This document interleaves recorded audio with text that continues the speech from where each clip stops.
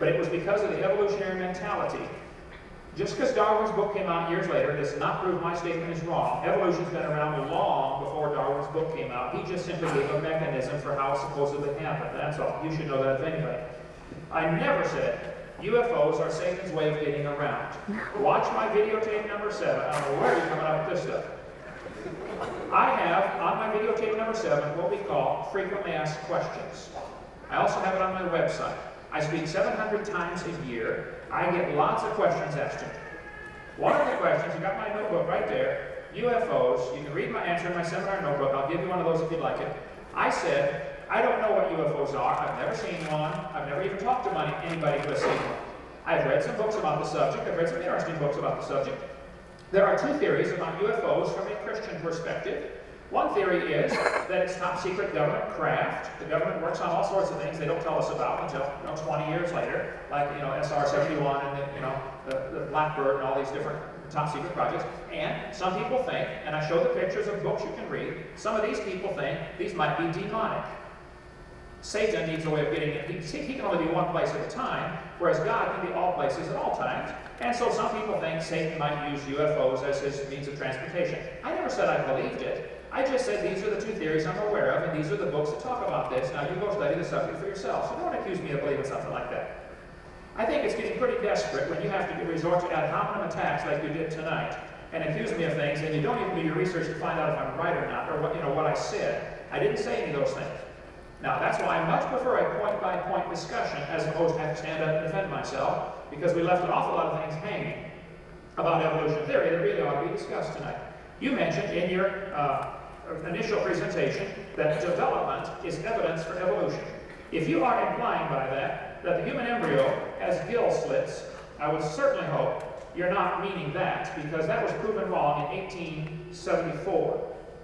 If that's what you're implying, then shame on you. You ought to quit your job at the university and get an honest job picking peaches or changing tires and quit deceiving these kids.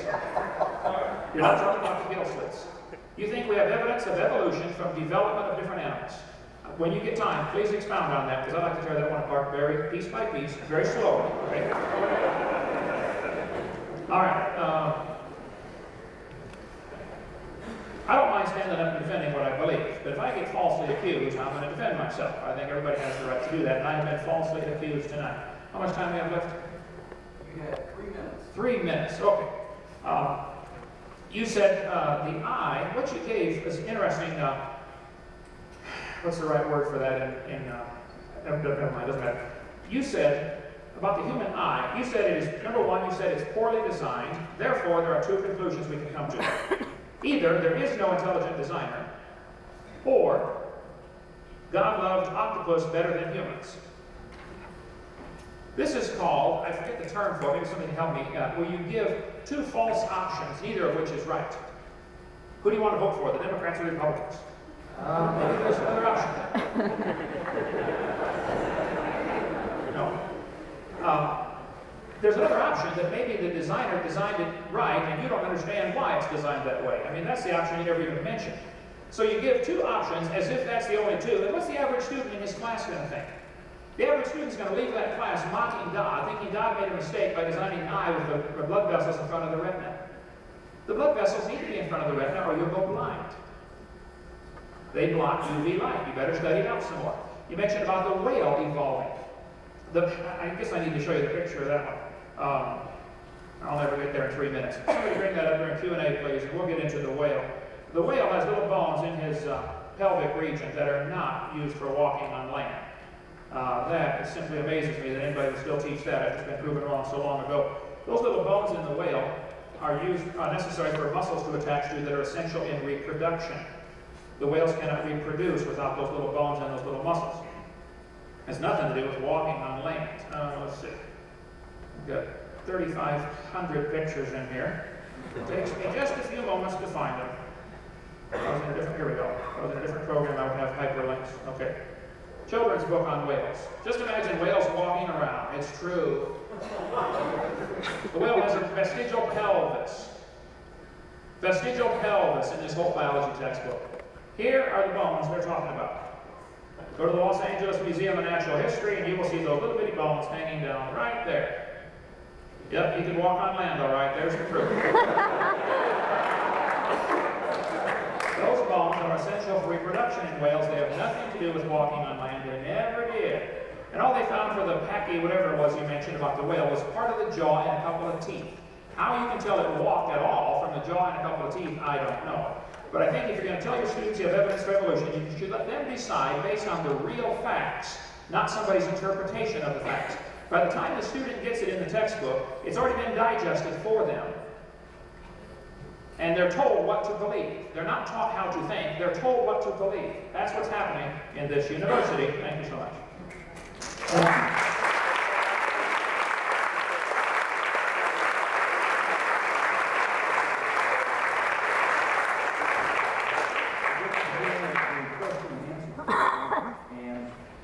My commendations to the audience. I can't possibly get through all these questions.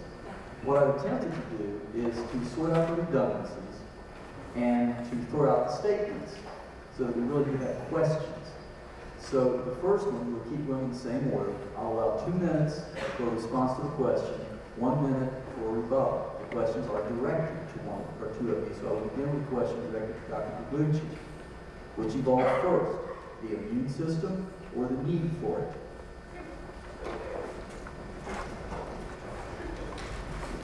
Good question. Let me use the first 30 seconds of my time to make one interesting point. What you heard a few minutes ago was very interesting.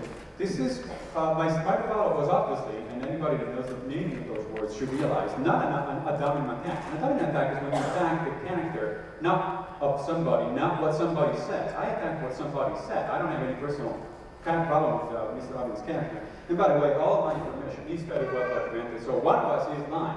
I haven't seen your tapes, I've seen your website. Now, the question about who evolved first, the chicken or the egg. That's a good question. And the way it usually happens is actually both.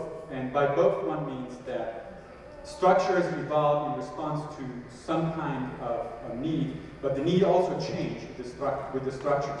In other words, the evolutionary process is an interactive process. It doesn't happen all at once, all of a sudden. Oh, now there is a problem, the environment poses a problem, and I have to come up with a solution. That's a simplistic way of thinking of evolution, which unfortunately many people get exposed to in introductory biology courses or in high school. The real thing is, the real way it works, is that the environment changes partly because it is changed by the organism that lives in that environment, and vice versa, the changed environment provides an impetus for the change of the organism. So it's a co-evolutionary process, what's referred to as a co-evolutionary process. Now, in terms of the immune system, I will have to give the specific references to what we know about the evolution of the immune system. So if that person can email me, I can do that. What happens in the case of the immune system is that you can look at the evolution of the immune system simply because the immune system in humans is fairly sophisticated. In fact, in primates and mammals in general, it's fairly sophisticated. But there are other immune systems across the animal world which are much simpler. And so you can look at actually some of the intermediate steps of the evolution of these systems, and that gives you a better understanding. If you're trying to understand something that is at the end of an evolutionary process, or it's the result of millions of years of evolution, you're not going to be able to understand it unless you think in terms of what kind of intermediate steps could have possibly brought an organism from here to there. Dr. Hogan? That's a good question. I think if you go back and watch the tape, anybody would agree it wasn't an ad hominem attack, it was an attack on my character. I think, and I would